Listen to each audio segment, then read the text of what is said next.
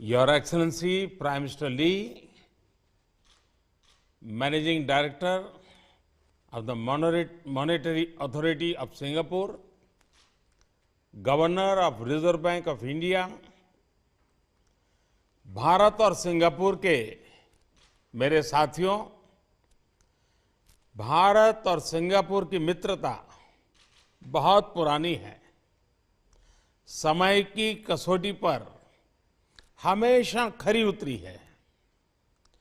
हमारे people to people रिश्ते इसका मुख्य आधार है।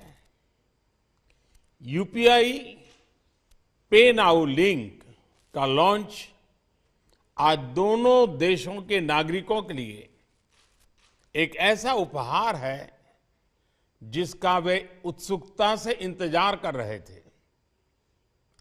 मैं भारत और सिंगापुर के लोगों को इसकी बहुत बहुत बधाई देता हूं। साथियों, आज के युग में टेक्नोलॉजी हमें अनेक प्रकार से एक दूसरे से जोड़ती है। फिनटेक भी एक ऐसा सेक्टर है जो लोगों को एक दूसरे से कनेक्ट करता है। सामान्य तौर पर इसका दायरा एक देश की सीमाओं के भीतर ही सीमित होता है, लेकिन आज के लॉन्च ने क्रॉस बॉर्डर फिनटेक कनेक्टिविटी उसके एक नए अध्याय का शुभारंभ किया है। आज के बाद सिंगापुर और भारत के लोग अपने मोबाइल फोन से उसी तरह पैसे ट्रांसफर कर पाएंगे जैसे वे अपने अपने देश के अंदर करते हैं। इससे दोनों देशों के लोगों को अपने मोबाइल से तत्काल कम खर्च में फंड ट्रांसफर करने में मदद मिलेगी। इस सुविधा से दोनों देशों के बीच रेमिटेंसेस का सस्ता और रियल टाइम विकल्प संभव हो पाएगा। इसका हमारे प्रवासी भाई बहनों, प्रोफेशनल्स, स्टूडेंट्स और उनके परिवारों को विशेष रूप से लाभ होगा।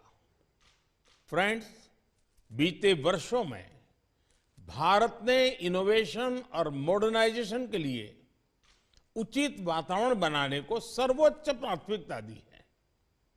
हमारे डिजिटल इंडिया प्रोग्राम से देश ईज ऑफ लिविंग में भी बढ़ी है और ईज ऑफ डूइंग बिजनेस भी बढ़ा है। इससे डिजिटल कनेक्टिविटी के साथ फाइनेंशियल इंक्लूजन को भी अभूतपूर्व गति मिली है। डिजिटल इंडिया अभियान ने गवर्नेंस और पब्लिक सर्विस डिलीवरी में अभूतपूर्व रिफॉर्म्स को भी संभव बनाया है। ये भारत के डिजिटल इंफ्रास्ट्रक्चर की ही ताकत है कि कोविड पैंडेमिक के दौरान हम करोड़ों लोगों के बैंक खातों में सीधे पैसे ट्रांसफर कर पाए। फ्रेंड्स, 5 साल पहले मैंने सिंगापुर में कहा था कि फिनटेक, इनोवेशन और युवा ऊर्जा में विश्वास का एक बहुत बड़ा उत्सव है। फिनटेक और डिजिटल क्रांति में भारत की सफलता की अगुवाई हमारे टेक्नोलॉजी ट्रेंड युवा ही कर रहे हैं।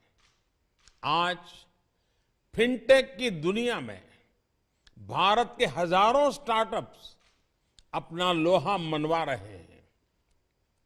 इसी ऊर्जा की वजह से आज रियल टाइम डिजिटल ट्रांजैक्शन के मामले में भारत विश्व के अग्रणी देशों में है।